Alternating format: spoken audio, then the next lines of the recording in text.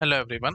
Linear search पे already मैंने एक वीडियो बनाया है, आप वो मेरा प्रीवियस वीडियो देख सकते हैं। जहाँ पे प्रीवियस लेक्चर छोड़ा था ना, वहीं से अपना आज का लेक्चर स्टार्ट करेंगे। तो देखो, मैंने आपको बताया था कि बेस्ट केस में ओमेगा नोटेशन यूज की जाती है, वर्स्ट केस के लिए बिग ओ और एवरेज के लिए थीटा। ये बात कितनी ठीक है कितनी गलत है, देखो हम यूज करना चाहिए हमारे को, बट आपकी इच्छा है आप यूज करो या ना करो। क्योंकि देखो होता क्या है, ओमेगा नोटेशन का बेसिक मतलब क्या होता है, जैसे हम बोलते हैं ना कि एफ एन, ये आई थिंक आपको याद आ रहा होगा, नहीं याद आ रहा तो आप मेरे एसिम्प्टोटिक नोटेशन के वीडियोस देखो। F N is equal to omega N का मतलब क्या होता था कि जो हमारा एफ एन है वो बड़ा या बराबर है सम के टाइम्स एन से, है ना। आपको याद आ रहा होगा एफ एन जो हमारा फंक्शन है, एफ ऑफ एन जो है वो बड़ा या बराबर है some constant K into N से, मतलब बड़ा या बराबर, है ना। तो बेस्ट केस तो एग्जैक्टली यही चीज करने की कोशिश करता है कि अगर मैं कहता हूं कि बेस्ट केस में हमारा टाइम किसी भी एल्गोरिदम के लिए से एन है, ठीक है, या ओमेगा एन है, तो हम क्या कहेंगे कि एटलीस्ट ये सम के इंटू एन टाइम तो लेगा ही लेगा। उससे ज्यादा ले सकता है लेकिन इसे कम नहीं लेगा, मतलब कम से कम के इंटू एन टाइम तो इसने लेने लेना है। वेर के इज एनी कांस्टेंट, कांस्टेंट की कोई औकात नहीं, हम उसको छोड़ देते हैं तो हम एन कह के भाग सकते थे, है ना। तो वही बात है, some constant into N time लेना ही लेना है, एटलीस्ट इतना टाइम लेगा ही लेगा हमारा एल्गोरिदम। और वही चीज आपको एग्जैक्टली बेस्ट केस बताता था कि मिनिमम टाइम कितना लेगा हमारा algorithm to give any output, है ना। आउटपुट देने के लिए मिनिमम कितना टाइम लेगा वही हमारा बेस्ट केस बताता था। तो इसलिए जनरली बेस्ट केस को ओमेगा नोटेशन से दिखाना चाहिए, बाकी आपकी इच्छा, दिखाओ ना दिखाओ, दिखाओ कोई फर्क नहीं पड़ता।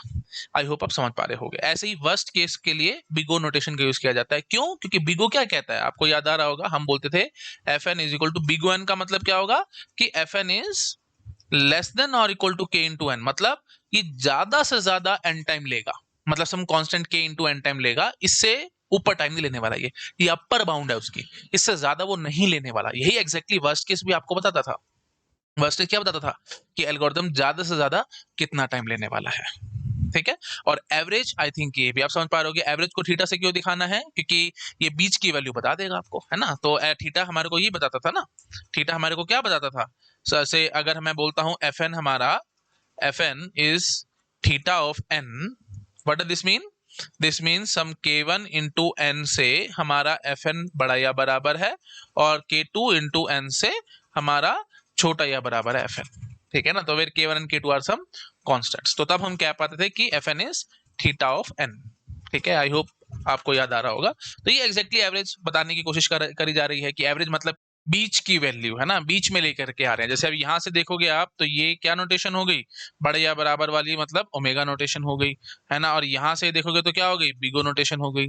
तो आई थिंक आप समझ पा रहे हो, ओमेगा और बिगो के बीच की वैल्यू, है ना। जैसे सपोज कर लो हमारे पास कोई एल्गोरिदम है, उसका बेस्ट केस टाइम है ओमेगा वन, है ना, और वर्स्ट केस टाइम है ऑर्डर एन। तो इनके बीच की वैल्यू हमारे को देखनी है ना। तो वही चीज है, वही हमारा थीटा दे देता है। जस्ट आइडिया दिया मैंने, और ज्यादा मैं इसमें नहीं घुस रहा हूँ, it will simply waste our time.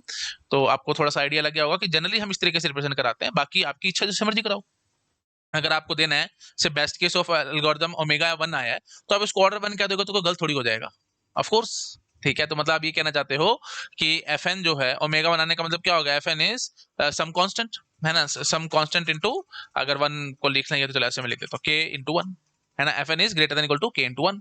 तो आप इसको ऐसे भी तो बोल सकते हो ना कि F N is less than और इक्वल टू सम कांस्टेंट, ये के वन था तो ये के टू हो गया इंटू वन, है ना। तो आई थिंक आप समझ पा रहे होगे कि अगर ओमेगा वन आप कह रहे हो तो ऑर्डर वन कहने में हमारे को कोई परेशानी नहीं है ना, ऑफ कोर्स, क्योंकि आई थिंक ठीक है, और ज्यादा मुझे बोलना नहीं चाहिए, आप इस चीज को समझ पा रहे होगे, है ना। तो और ऐसे ही जो वर्स्ट केस है वो ऑर्डर एन आप रिप्रेजेंट करा रहे हो। अगर आप चाहो इसको आप ओमेगा वन, ओमेगा एन कहना चाहो, आप कह लो, मुझे इसमें कोई दिक्कत नहीं है, ठीक है। तो कोई हार्ड एंड फास्ट रूल नहीं है, लेकिन जनरली हम इस तरीके से रिप्रेजेंट करा देते हैं। और वैसे भी आपको एसिम्प्टोटिक नोटेशन आती हैं, तो मुझे इसमें और ज्यादा बोलने की जरूरत नहीं होनी चाहिए, है ना। ये आप आई थिंक अपने आप से समझ पा रहे होगे, है ना। तो ये मैंने एक पर्टिकुलर जैसे एल्गोरिथम का एग्जांपल है, अब ये कोई मत बोल के बैठ जाना कि सर ओमेगा वन आया है तो ऑर्डर वन तो होगा ही होगा, ऐसा कोई जरूरी नहीं है। अगर ओमेगा वन आया है तो ऑर्डर वन होगा ही होगा, that is not at all मतलब ट्रू।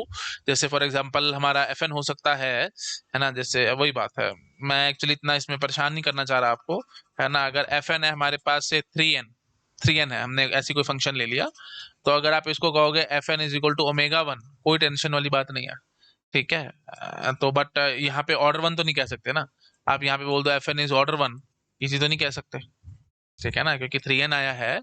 तो ओमेगा वन कहना बिल्कुल ठीक है, कैसे कहना है ये सब मैं अब यहाँ पे एक्सप्लेन नहीं करूंगा, आप एसिम्प्टोटिक नोटेशन की वीडियो देख सकते हैं। लेकिन ये चीज कहना तो एकदम गलत हो जाएगा ना, एफ एन ऑर्डर 1 तो हम नहीं कह सकते, ऑर्डर एन कह सकते हैं, है ना, ऑर्डर 1 नहीं ऑर्डर एन कह सकते हैं। तो मैं सिर्फ आपको एक सिंपल एग्जांपल देने की कोशिश कर रहा था कि अगर बाय चांस आपको लगता है कि ओमेगा 1 आ रहा है ना, थोड़ा और अच्छे से बोलें, देखो सारी टेंशन ही खत्म करो।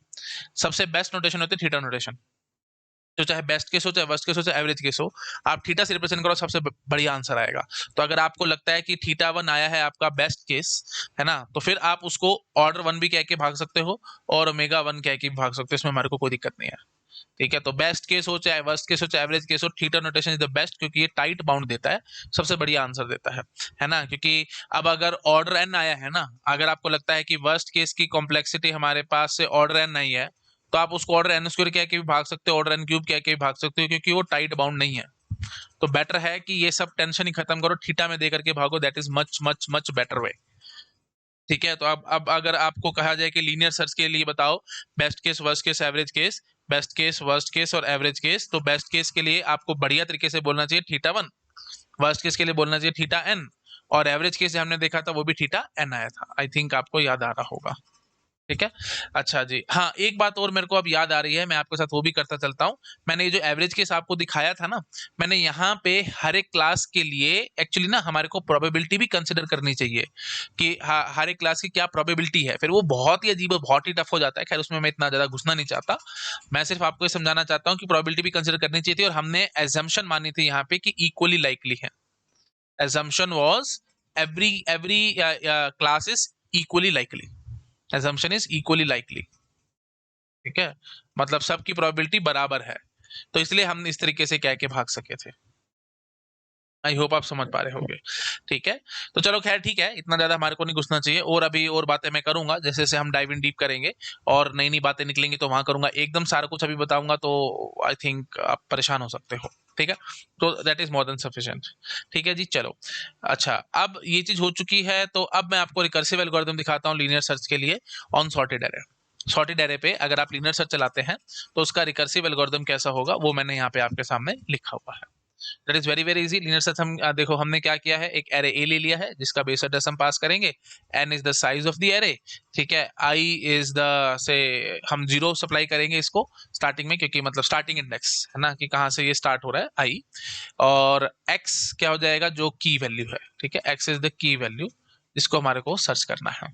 हाँ जी, तो if A of I is equal to X, तो हम क्या कर देंगे, आई को रिटर्न कर देंगे।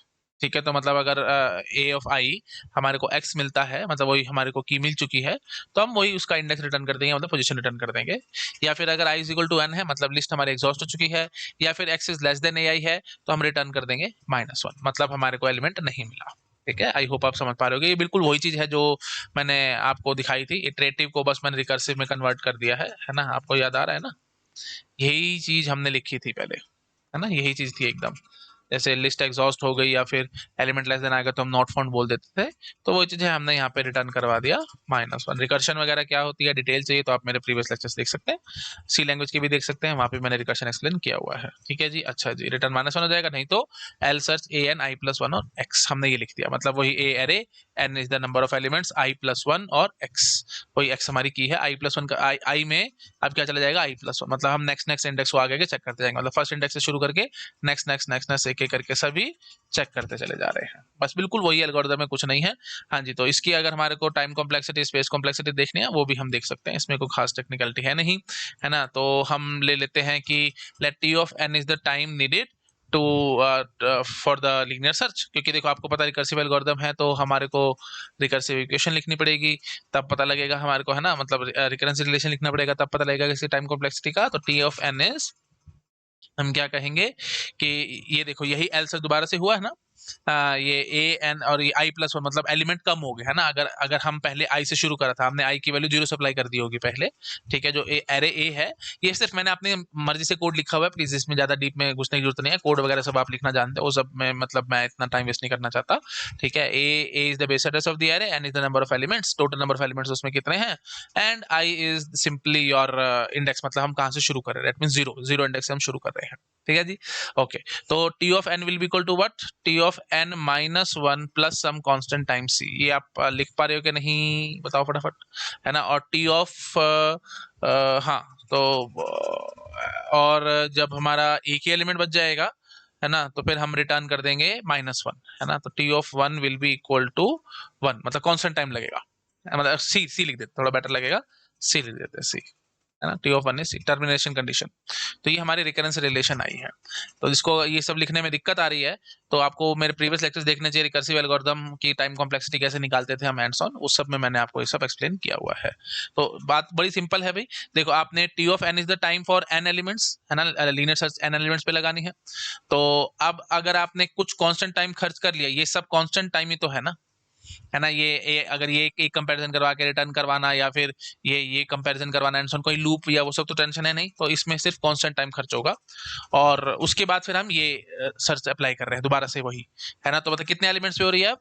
ऑफ कोर्स n-1 एलिमेंट्स पे अब लगेगी वही चीज, है ना, क्योंकि हमारे पास अभी n एलिमेंट्स का एरे था, तो अब n-1 पे लगेगी क्योंकि i+1 आपने कर दिया। अगर आपको डाउट है ना तो आप खुद से चेक भी कर सकते हो, है ना। पहले आप रफली सोचो, रफली ज्यादा नहीं, रफली सोचो, i to n आप चल रहे थे, अब आप i+1 to n चल रहे हो। भाई पहले अगर i to n चल रहे हो और उसके बाद आप i+1 to n चल रहे हो, तो एक एलिमेंट कम ना हो गया, बस डेट्स इट। वही सब समझ पा रहे होगे, ठीक है ना। अच्छा जी, तो बस फाइनली अब हम क्या कह रहे हैं कि वही सर्च हमने n-1 एलिमेंट्स पे लगाने की कोशिश करी है, ये रिकर्सिव कॉल ये बता रही है। तो T of N is T of n-1 plus C. अच्छा, T of 1 is constant time, why? Because क्योंकि जब हम चलते चलते आई के अंदर ये देखो रिकर्सिव कॉल कर रहे हैं, तो i+1 फीड होता चला जा रहा है, आई में i+1 बार बार फीड होता चला जा रहा है, तो चलते चलते आई और एन बराबर हो जाएगा। धीरे धीरे हम चले हैं, देखो आई की वैल्यू में बार बार बता रहा हूँ, 0 से शुरू कर रहे हो, तो 0 करा, फिर 1 करा, फिर 2, फिर 3, फिर 4, एंड सो चलते चलते n तक आ जाएगा वो। जब n हो जाएगा तो फिर वही बात है, हम क्या कहेंगे कि लास्ट एलिमेंट बच रहा है हमारे पास, है ना। जब i is equal to rather n-1 होगा तो लास्ट एलिमेंट होगा, है ना। जब i की वैल्यू n-1 होगी, क्योंकि 0 से लेकर n-1 तक हमने माना है एरे, एरे में एलिमेंट्स कहां से कहां तक माने हैं, 0 से लेकर n-1 तक माने हैं। तो i इज इक्वल टू 0 से आपने शुरू करा है, तो चलते चलते जब आप n-1 पे आ जाओगे, i की वैल्यू n-1 हो जाएगी, तब हमारे पास लास्ट एलिमेंट की हम बात कर रहे होंगे। हाँ जी, तो जब i is equal to n-1 होगा तो क्या होगा, हम यहाँ पे चेक करेंगे कि a of i is equal to x हो गया क्या। a of i is equal to x होने का मतलब क्या होगा, हम रिटर्न करवा देंगे i, मतलब इन द सेंस कि अगर वो लास्ट एलिमेंट ही मिल गया तो बात बन जाएगी हमारी, है ना। और else if i is equal to n हुआ या x is less than ai होगा तो हम रिटर्न -1 करा देंगे, मतलब ये कॉल आपकी दोबारा से नहीं होनी। अच्छा, अब यहाँ पे ना एक ये गड़बड़ हो रही है, मेरे को थोड़ा सा इसको ठीक करना चाहिए था। i is equal to n की बजाय n-1 कर देना चाहिए था, या फिर यहाँ पे n ही रहने दो, आप 1 से शुरू करवा लो, है ना, क्योंकि n-1 जब इंडेक्स होगा मतलब वो लास्ट एलिमेंट पे आप आ चुके हो, तो लास्ट एलिमेंट की वैल्यू आपको चेक करनी है, बस आपको और कुछ नहीं करना है ना। तो यहाँ पे एक छोटा सा मिस्टेक हुआ है ना। तो क्या कर सकते हैं हम लोग, i इज इक्वल टू, अब आपकी इच्छा है, या तो 1 से करवा लो तो बढ़िया काम हो जाएगा ना, 0 की बजाय आप 1 से करवा लो। पर अगर आप 1 से नहीं करवाना चाहते तो यहाँ पे i is equal to n-1 बोल दो तो भी बात बन जाएगी, आपकी इच्छा है। आई होप आप समझ पा रहे होगे मैं क्या कहने की कोशिश कर रहा हूँ, ये बिल्कुल छोटा सा चेंज और कुछ नहीं है ना। तो क्या कर सकते हैं, तो हम क्या करते हैं ना, ये कोड ऐसे ही रहने देते हैं और हम एज्यूम कर लेते हैं कि i की वैल्यू हम इनिशियली 1 सप्लाई करेंगे जब आप इस फंक्शन को कॉल करोगे, तो i इज इक्वल टू 1 हम लेकर के चलेंगे, ठीक है। तो 1 to n तक हम चले जाएंगे, तो जब i is equal to n हो जाएगा मतलब लिस्ट हमारी एग्जॉस्ट हो चुकी है ना, या फिर x is less than ai है, तो हम क्या कर देंगे, रिटर्न -1 करा देंगे। मतलब मेन बात क्या है कि यहीं पे ही आपकी कॉल सिमट के रह जाएगी, आगे हमारे को कॉल नहीं करना पड़ेगा। तो वही एग्जैक्टली बात हुई, अगर टी ऑफ 1 होगा तो कांस्टेंट टाइम लेगा।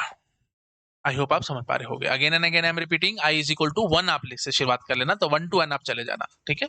1 to n तो वो ज्यादा बेटर रहेगा, क्योंकि लास्ट में जब होगा i में i+1 आप फीड करते चले जाओगे, चलते चलते चलते चलते जैसे ही i की वैल्यू n हो जाएगी, अगर आप 1 से शुरुआत कर रहे हो तो, ठीक है, 0 से मत शुरुआत करो। जैसे ही आप 1 से शुरुआत करोगे तो जैसे ही आप n तक पहुंचोगे तो हमारी लिस्ट खत्म हो चुकी है, तो लास्ट एलिमेंट है वो, तो लास्ट एलिमेंट को आपने कंपेयर किया, क्या a ऑफ i x है, अगर वो की वैल्यू होगा तो हम उसकी पोजीशन रिटर्न करा देंगे, दैट इज n, हम वो n पोजीशन रिटर्न करा देंगे, नहीं तो हम क्या कहेंगे, रिटर्न -1, क्योंकि i is equal to n हो चुका होगा ऑफ कोर्स, ठीक है। आई होप आप समझ पा रहे होगे, ठीक है जी। तो डेट्स इट, तो ये हमारी रिकंसिलिएशन बन चुकी है, मैंने प्रॉपर आपको प्रूफ दे दिया है। बस अब इसको सॉल्व करने आंसर निकालना है तो कोई भी निकाल देगा भाई, इसमें कुछ भी नहीं है ना। तो मेरे ख्याल ये तो बैक सब्स्टिट्यूशन से वो सब करना आता ही है, नहीं आता तो आप प्रीवियस लेक्चर से रिकंसिलिएशन के देख सकते हैं। अगर आप फिर भी आपको टेंशन है तो लो, 1 सेकंड में मैं आपको सॉल्व करके दिखा देता हूँ। T of N is T of n-1 plus C, T of n-1 क्या हो जाएगा, टी ऑफ n-2 प्लस सी, तो टी ऑफ n-2 क्या हो जाएगा, है ना, 3 बार एक्सपैंड करके हमारे को पता लग जाता था, T of n-3 plus C plus C plus C, है ना। तो अल्टीमेटली हम चलते चलते टी ऑफ n माइनस के लिए बोलेंगे तो प्लस के इंटू सी हो जाएगा। 3 में 3 सी ऐड हुआ है, 2 में 2 सी ऐड हुआ है, तो के में के इंटू सी ऐड हो जाएगा, ठीक है। k इंटू सी ऐड हो जाएगा। अच्छा, t of n minus one हमारे को बोलना पड़ेगा, तभी t ऑफ वन आएगा। तो यहाँ पे n माइनस वन इंटू सी हो जाएगा, और t ऑफ वन हो गया, ये t ऑफ वन हमारे पास c था, तो प्लस में n माइनस वन इंटू सी हो गया। तो ये कितना बन गया भाई, n इंटू सी, है ना, n इंटू कॉन्स्टेंट टाइम, तो that is nothing but theta of n time. So simple. ठीक है जी, थीटा ऑफ n हमारे पास सीधा आंसर निकल आया। आई होप आप समझ पा रहे होगे। ठीक है जी, ओके जी। अच्छा, अब वही बात आएगी जी, बेस्ट केस का मतलब क्या होगा, a of i is equal to x हो गया, तो आप सीधा रिटर्न आई करवा देंगे, मतलब जो फर्स्ट एलिमेंट था, तो वेरी फर्स्ट एलिमेंट ही मिल गया, वो आई थिंक आप देख पा रहे होगे। इसमें भी क्या फालतू की बातें हैं सारी, है ना। बेस्ट केस में वही है, थीटा ऑफ वन टाइम लगेगा, वर्स्ट केस में थीटा ऑफ n टाइम लगेगा, एंड एवरेज केस में वही थीटा ऑफ n ही लगना है। एवरेज केस कैसे निकालते हैं एंड सो ऑन, वो मैंने आपको प्रीवियस लेक्चर में दिखा दिया था। ठीक है जी, तो बात वही उठेगी, चाहे रिकर्सिव लगा लो चाहे कुछ लगा लो, टाइम कॉम्प्लेक्सिटी में कोई चेंज नहीं आया, है ना। हमारी जो टाइम कॉम्प्लेक्सिटी रहेगी, best case, worst case, average case. Best case के लिए आप सीधा बोलो theta of one, worst case के लिए आप सीधा बोलोगे theta of n, average case के लिए आप वही बोलोगे थीटा ऑफ n। सारा प्रूफ और वो सब चीजें मैंने आपको लास्ट लेक्चर में दिखा रखी है। ठीक है। अच्छा, बेस्ट केस कब आएगा, अब ये बात भी समझ लो, सिर्फ एक फंक्शन कॉल होनी चाहिए, है ना। मतलब in the sense best case का मतलब क्या हो, वही मैंने बोला था, a of i is equal to x हुआ तो रिटर्न आई हो रहा है, मतलब फर्स्ट एलिमेंट ही मिल गया, मतलब you just have done one function call, that's it. आपने जैसे फर्स्ट फंक्शन कॉल करी, कॉल करते यही काम हो गया हमारा, वही खत्म होगा, तो मतलब सिर्फ कांस्टेंट टाइम लगा, तो that is nothing but theta of one. ठीक है। वर्स्ट केस का मतलब क्या हुआ, n टाइम्स आपने फंक्शन को कॉल किया था, दैट्स इट। ठीक है, तो बस और ज्यादा मुझे बोलने की जरूरत नहीं है। तो best case is just one function call, first call में ही हमारा काम खत्म हो गया। तो मतलब क्या हुआ, फर्स्ट एक ही फंक्शन कॉल में काम खत्म होने का मतलब एलिमेंट इज लेस देन और equal to the first element, है ना। ये देख लो आराम से, मैं चेक कर देता हूँ, बिल्कुल वही काम है जिससे अभी मैंने आपको पीछे दिखाया था, इटरेटिव वाला, बिल्कुल वैसा ही है। मतलब या तो पहला एलिमेंट ही की के बराबर निकल आया, या पहला एलिमेंट जो की थी वो लेस देन निकल आई फर्स्ट एलिमेंट के, तो मतलब या तो की निकली लेस देन फर्स्ट एलिमेंट के, या फिर बराबर निकल आई। x इज द की ना, तो key is less than first element और key is equal to first element, तब हमारा वो बेस्ट केस है। ये बिल्कुल वही चीज हमने यहाँ पे आपको लिख करके दिखा दी, जस्ट वन फंक्शन कॉल किया गया, मतलब की इज लेस देन और equal to the first element of the array, that is the a1। One से हम शुरुआत कर लेते हैं एरे की, ठीक है। हाँ जी, तो दैट्स इट। तो ये बेस्ट केस हो जाएगा, वर्स्ट केस वही लास्ट एलिमेंट से, सेकंड लास्ट एलिमेंट से बड़ा या बराबर, है ना, वो सब मैंने आपको लास्ट क्लास में भी बताया था। सेकंड लास्ट एलिमेंट से बड़ा या बराबर, बिल्कुल वही चीज है। एवरेज केस भी आपको पता ही है ना। तो एवरेज केस कैसे निकालना है और वो सब हमने दिखा ही था, मतलब बीच में वैल्यूज लाना एंड सो ऑन, सारी पॉसिबिलिटीज कवर अप करो एंड सो ऑन, ठीक है। तो वो भी हमने देखा ही था। तो जनरली हम क्या कहते हैं कि मिड में वैल्यू हो, that is the average. Average means middle, बीच में वैल्यू होना है, इसलिए हमेशा उसको बीच में कहा जाता है, फर्स्ट और लास्ट के बीच में, that is mid. Mid value is the average case. ठीक है, इसलिए थीटा ऑफ n टाइम आता है इसके लिए। आई होप आप समझ पा रहे होगे। ठीक है, तो आप चेक भी कर सकते हो, अगर आपको मतलब प्रॉपरली चाहिए कि आप दिखाओ, तो मैं यहाँ पे दिखा सकता हूँ। फंक्शन कॉल की भाषा में मैं बात करूंगा, ज्यादा नहीं, है ना। तो मतलब फर्स्ट केस क्या होगा, मतलब है तो देखो n एलिमेंट्स आर देयर, मैं एक बार डिराइव करा देता हूँ, थोड़ा सा और आपको अच्छे से समझ में आ जाएगा। ठीक है, तो हम क्या कहते हैं कि हमारे पास से n एलिमेंट्स हैं, टोटल n एलिमेंट्स हैं। ठीक है। अच्छा, तो केस नंबर वन, है ना, तो n एलिमेंट्स है, तो वही बात जैसे मैंने आपको लास्ट लेक्चर में बताया था, इनफाइनाइट तरीकों से मैं n एलिमेंट्स दिखा सकता हूँ, है ना। मतलब इन द सेंस ये n एलिमेंट्स हैं, तो पहली पोजीशन पे इनफाइनाइट, दूसरे पे भी, तीसरे पे भी एंड सो ऑन, तो there are total infinite ways to represent this n elements, and there is a key value also, उसके लिए भी इनफाइनाइट वेज है। तो टोटल हमारे पास इनफाइनाइट वेज है ये एलिमेंट्स और की दिखाने का, है ना। और केस नंबर वन क्या होगा, है ना, या you can say first equivalence class या first class of input, that will be what, the key value is less than or equal to the first element। ठीक है, तो केस नंबर वन, इसको मैं केस से फर्स्ट लेस देन और equal to first element, first element से less than और equal to key निकल आया, तो उसमें कितनी फंक्शन कॉल हुई, सिर्फ वन फंक्शन कॉल हुई, that means the constant time. ठीक है। अच्छा जी, केस नंबर टू क्या होगा कि हमारा जो की वैल्यू था वो ग्रेटर देन, तो निकला स्ट्रिक्टली ग्रेटर देन निकला फर्स्ट एलिमेंट से, बट लेस देन और इक्वल टू निकल आया सेकंड एलिमेंट के, greater than equal to first element, and key is less than or equal to second element। उसमें कितने दो फंक्शन कॉल होंगे, ऑफ कोर्स दो फंक्शन कॉल होंगे। ठीक है, आई होप आप समझ पा रहे होगे। एंड सो ऑन चलते चलते हम केस नंबर n पे आएंगे, जहां पे हमारे पास n फंक्शन कॉल्स हो जाएंगी। तो टोटल फंक्शन कॉल हमारे पास कितनी हो गई, है ना। केस n क्या होगा, केस n क्या होगा, सेकंड लास्ट एलिमेंट से हमारा एलिमेंट स्ट्रिक्टली बड़ा निकल आया। ठीक है, आई होप याद आ रहा होगा ना। वर्स्ट केस मैंने आपको पीछे भी दिखाया था। अच्छा सॉरी, सेकंड लास्ट एलिमेंट से बड़ा या बराबर नहीं, सॉरी फॉर दैट, मैं last second last element strictly बड़ा हो जाएगा सेकंड लास्ट एलिमेंट से, तब हमारे पास वो वर्स्ट केस बन जाता था, क्योंकि एन कंपैरिजन उसमें हमारे को करने ही पड़ जाएंगे, क्योंकि फिर लास्ट एलिमेंट से कंपेयर करना पड़ जाएगा ना आपको, इसीलिए, है ना। हाँ जी, तो आप यहाँ पे चेक कर सकते हो, शायद मैंने लास्ट लेक्चर में नहीं बोला था कि एन केसेस ही बनेंगे, लेकिन मतलब दिखा दिया था आपको, लेकिन अगर आपको फिर भी और डिटेल में जाना है तो आप अपने आप से गेस कर पा रहे होगे। जैसे सपोज कर लो ये है, तो केस नंबर 1 इज दिस, मतलब इस एलिमेंट से छोटा या बराबर। केस नंबर 2 क्या हो गया, यहाँ पे लाई कर रहा है ना। अच्छा, केस नंबर 3 क्या हो गया, यहाँ पे लाई कर रहा है। मतलब ये जो सेकंड लास्ट एलिमेंट से स्ट्रिक्टली बड़ा आ गया, तो फिर वो बीच इनके बीच में आ जाए, चाहे इधर आ जाए, हमारे को इससे कोई फर्क नहीं पड़ने वाला, है ना। तो टोटल नंबर ऑफ केसेस कितने बन जाएंगे, ऑफ कोर्स आप समझ पा रहे होगे, total number of cases will be 3 ना। अगर 3 एलिमेंट हैं तो 3 ही केसेस बन के आ रहे हैं, तो इसलिए मैंने बोलता एन ही केसेस बन के आएंगे अगर एन एलिमेंट्स हैं तो। मैं दोबारा से बोल देता हूं, केस नंबर 1 क्या था, लेस देन और equal to first element. Case number 2 क्या हो गया, फर्स्ट एलिमेंट से स्ट्रिक्टली बड़ा लेकिन सेकंड एलिमेंट से छोटा या बराबर।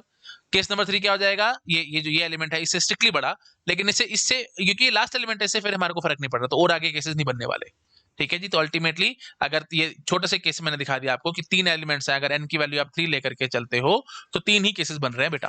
तो इसका मतलब अगर n एलिमेंट्स लेकर के चलेगा तो n ही केसेस बनेंगे, और वही बात है, वो केस n में हमारे को n फंक्शंस कॉल करनी पड़ जाएंगी।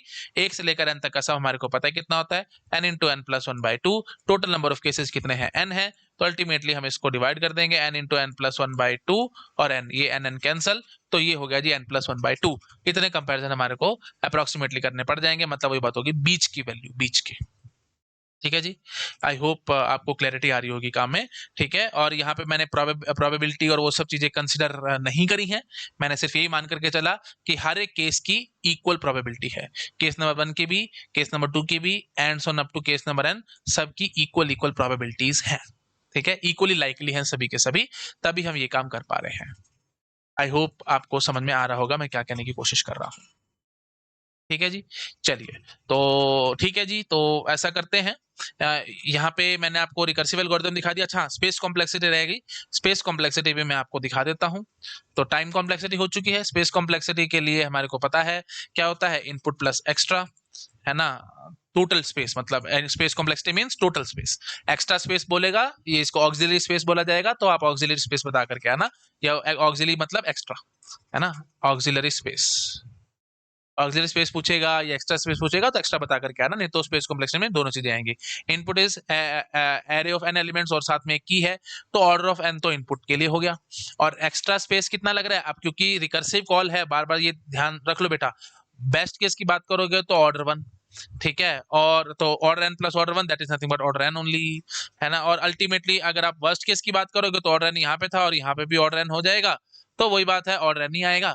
और अगर आप एवरेज केस की बात करोगे तो वही बात है, अप्रोक्सीमेटली n/2 फंक्शंस कॉल होंगी, n/2 मतलब वही बात है ऑर्डर n, तो that is nothing but order n only. तो हर केस में ऑर्डर n कॉम्प्लेक्सिटी ही आएगी, space complexity will be order n in every case.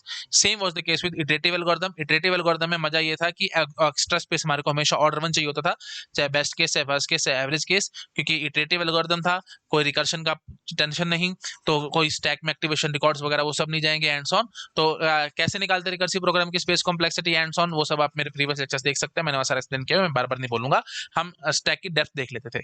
ठीक है, मतलब फर्स्ट केस का मतलब क्या होगा, एन फंक्शन कॉल, हर फंक्शन कॉल के लिए एक एक एक्टिवेशन रिकॉर्ड है, हर एक एक्टिवेशन रिकॉर्ड के लिए कांस्टेंट टाइम, तो ऑर्डर एन टाइम आपको एक्स्ट्रा लग जाएगा। ठीक है जी, आई होप आप समझ पा रहे होंगे। ठीक है जी, तो इनपुट प्लस एक्स्ट्रा वाली बात थी, तो स्पेस कॉम्प्लेक्सिटी में हम क्या कहेंगे, इनपुट के लिए तो हमेशा ऑर्डर एन है ही है, और एक्स्ट्रा स्पेस हमारे पास ये है। तो ये पूछा जा सकता है कि बेस्ट केस में स्पेस कॉम्प्लेक्सिटी कितनी होगी रिकर्सिव एल्गोरिथम में, तो ऑर्डर 1।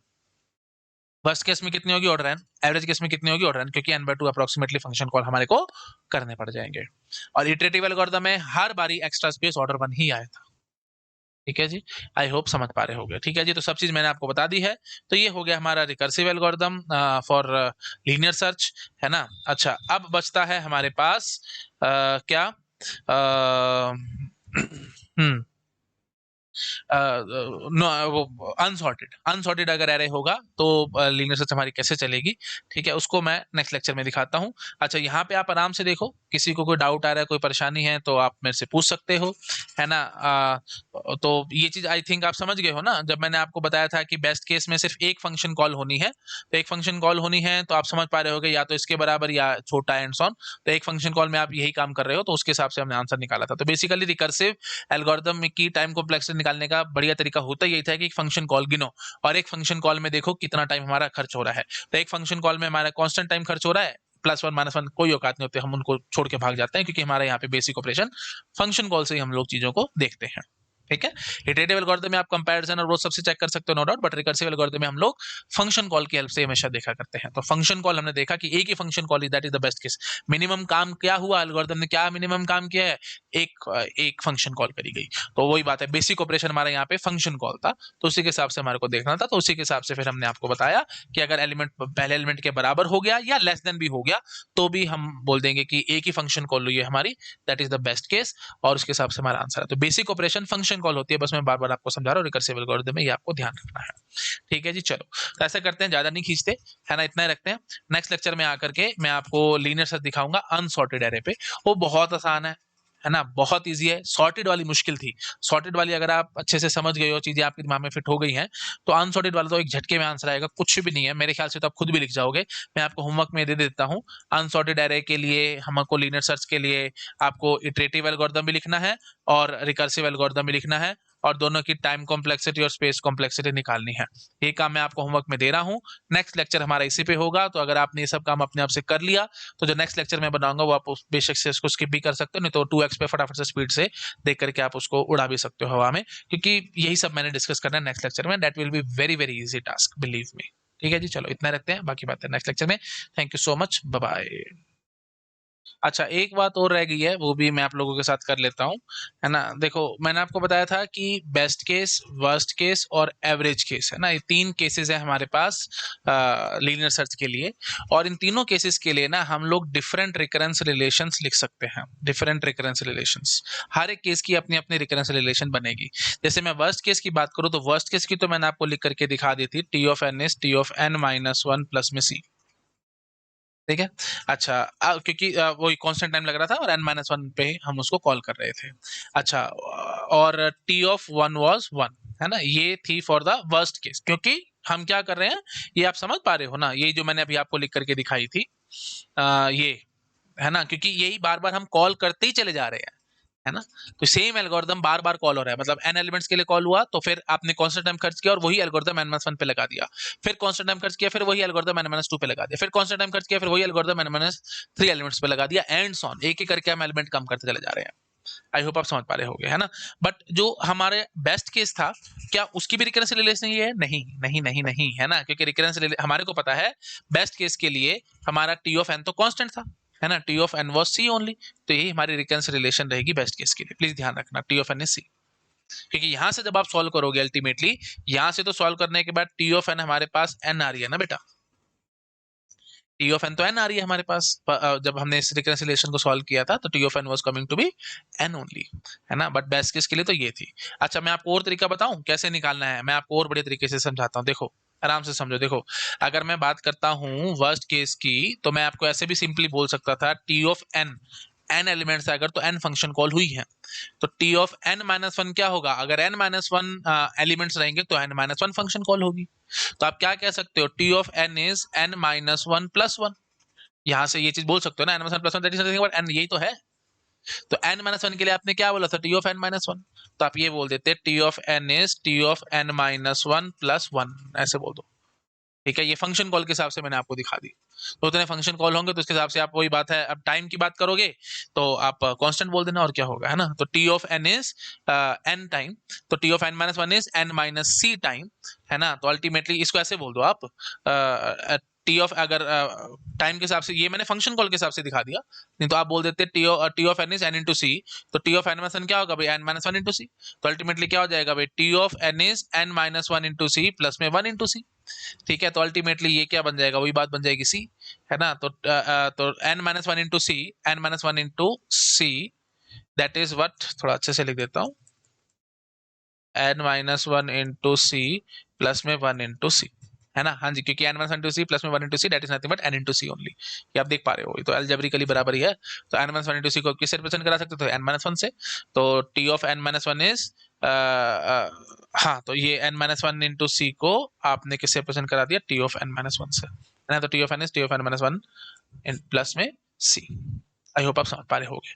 तो वर्स्ट केस आप ऐसे दिखा सकते थे, रिकरेंस रिलेशन इस तरीके से आप लिख सकते थे, ठीक है। अच्छा, बेस्ट केस की अगर मैं बात करूं तो बेस्ट केस की तो थी यही। तो T of N is nothing but one some constant time only. So it is independent of N ना, basically it is independent of N. आप कितना भी बड़ा एन ले लो, हमने हमारे को पता है फर्स्ट एलिमेंट से छोटा ही बराबर ही आपका की हुआ, तो हम वहीं पे छोड़ के भाग जाएंगे, है ना। तो वही बात है, कांस्टेंट टाइम ही लग रहा है, एक ही फंक्शन कॉल होने, वही बात खत्म हो जाएगी। फंक्शन कॉल के तरीके से देखना चाहते थे तो T of N will be one only, that is the best case. अच्छा, अब मजा आएगा एवरेज केस। एवरेज केस में मैंने अभी आपको बताया था, एवरेज केस में हमारे पास कितने फंक्शन कॉल हुए थे, n plus one by two. तो T of N is n plus one by two, ऐसे बोलेंगे ना। तो T of n minus one क्या होगा बेटा, तो देख रहे हो सोल्यूशन से रिकरेंस रिलेशन निकाल रहा हूं, एकदम उल्टा प्रोसेस कर रहा हूं। तो T of N is n plus one by two. तो T of n minus one क्या होगा भाई, यहाँ पे n को n माइनस वन से रिप्लेस कर दो, n minus one plus one by two. तो that is nothing but T of n minus one is n by two, ठीक है जी। तो अल्टीमेटली अब हम क्या कह सकते हैं, T of N is n by two plus one by two. यहाँ पे मैंने खोल दिया इसको, n by two plus one by two. तो n बाई टू क्या है भाई, T of n minus one. तो अल्टीमेटली क्या हो जाएगा भाई, T of n is T of n minus one plus one by two, ऐसे बोल सकते थे। ये हो गया फंक्शन कॉल के नजरिए से।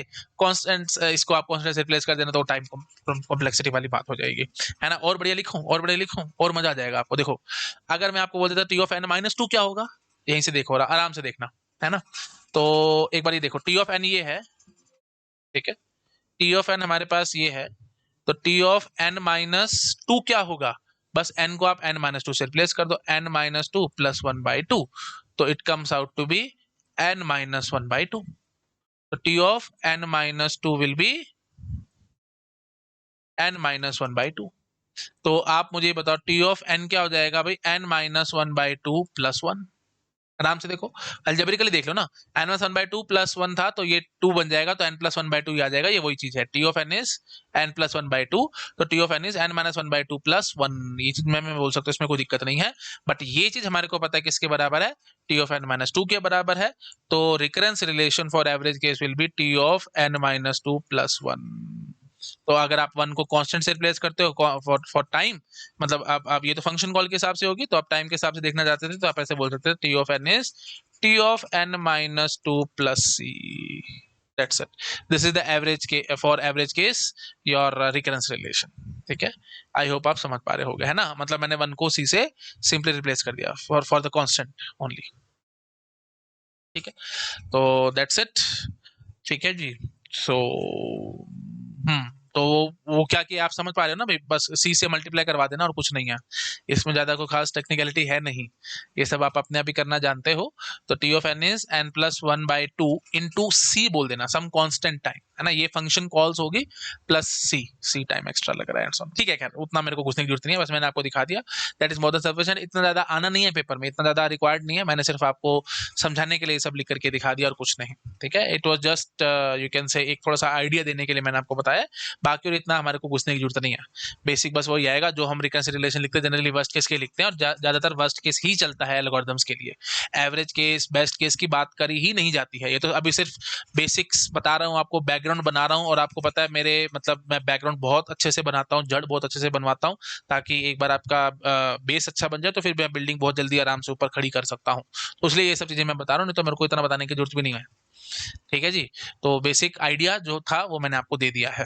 तो हमारे को ज्यादातर वर्स्ट केस के लिए लिखना है, और वर्स्ट केस के लिए हमारे को लिखना आता है, जो जनरली हम अब तक चलाते आ रहे थे, यही यही है ना हमारे पास, यही होता था ना। ये हमारे पास है, उससे हम रिकंसिलिएशन लिख लेते थे, तो वही सब काम हमारे को आना चाहिए, और ये हमारी वर्स्ट केस के लिए होता है, और वर्स्ट केस के लिए ही हमारे को जरूरत है। क्योंकि वर्स्ट केस का मतलब क्या हुआ, जनरली हम इंटरेस्टेड भी वर्स्ट केस में ही रहेंगे। एवरेज केस बेस्ट केस में हमारा ज्यादा इंटरेस्ट नहीं रहता एल्गोरिथम का। वर्स्ट केस से हमारे को ये पता लगेगा कि ज्यादा से ज्यादा कितना टाइम लगेगा एल्गोरिथम एकदम वर्स्ट केस के, तो उसी के लिए हम प्रिपेयर होकर के रहेंगे, ठीक है। आपने कहावत सुनी होगी ना, प्रिपेयर फॉर द वर्स्ट, वही बात है, हम वर्स्ट के लिए प्रिपेयर होकर के रहते हैं। तो ज्यादातर हमारा इंटरेस्ट वर्स्ट केस में ही रहेगा, तो हम एल्गोरिथम्स का वर्स्ट केस की ही बात करेंगे। तो जो आपको मैंने पढ़ाया है बिल्कुल वही चीज आपको फॉलो करनी है, और वो सब कैसे निकालना होता है, रिकरेंस रिलेशन कैसे निकालते हैं from the recursive algorithm and so on, वो सब आप मेरे प्रीवियस लेक्चर्स देख सकते हैं। वो हम वर्स्ट केस से निकाला करते थे, तो वो सब हमारे को करना है। ये सिर्फ मैंने आपको just as a sake of idea दिया है, और ज्यादा इसमें हमारे को घुसने की जरूरत नहीं है। तो एवरेज केस की हमने रिकंसिलिएशन निकाल दी, बेस्ट केस की निकाल दी, और वर्स्ट केस की भी निकाल दी। ये आपको ध्यान में रखनी है। वर्स्ट केस वाली जो आपको आती है बाय डिफॉल्ट वही आपको याद रखनी है, ठीक है। ये मैंने उल्टा करके दिखाया था कि हमारे पास सोल्यूशन था और वहां से हमने रिकंसिलिएशन बना दी थी, है ना, लेकिन एक्चुअली जो थी वो यही थी। ये थी हमारी एक्चुअल, हमने जो आपको निकाल करके दिखाई थी। बस दैट्स इट, ठीक है जी। बहुत है, that is more than sufficient. इससे ज्यादा मैं नहीं बोलूंगा, और ज्यादा बोलना सेहत के लिए हानिकारक है और कुछ नहीं है, ठीक है जी। चलो, तो ठीक है, नेक्स्ट लेक्चर में आकर के हम यहाँ से आगे बढ़ाएंगे। आपको बस यही चीज दिखाऊंगा मैं। ये लीनियर सर्च का अनसॉर्टेड एरे पे हम चला रहे हैं। जनरली लीनियर सर्च चलती है अनसॉर्टेड पे, है ना, हम अनसॉर्टेड के लीनियर सर्च को यूज करते हैं। सॉर्टेड है तो बाइनरी सर्च यूज करना, वो ज्यादा बेटर ऑप्शन है। बट फिर भी कुछ ना कुछ आना जाए उससे रिलेटेड, इसलिए मैंने आपको लीनियर सर्च सॉर्टेड पे पहले दिखाई है, और वो थोड़ी सी डिफिकल्ट भी थी। उसमें केसेस वेसेस वो सब आपको अच्छे से आ गए थे समझ में, है ना। हाँ, अब बस मेरे को इटरेटिव एल्गोरिथम और रिकर्सिव एल्गोरिथम दिखाना है फॉर लीनियर सर्च, जो जनरल होता है, that is for unsorted array. एक झटके में पकड़ जाओगे, बिलीव मी, इसमें कुछ भी नहीं है, बहुत आसानी से आप पकड़ जाओगे। मैं आपको दिखाऊंगा नेक्स्ट लेक्चर में, ठीक है जी। Okay, thank you so much, bye bye.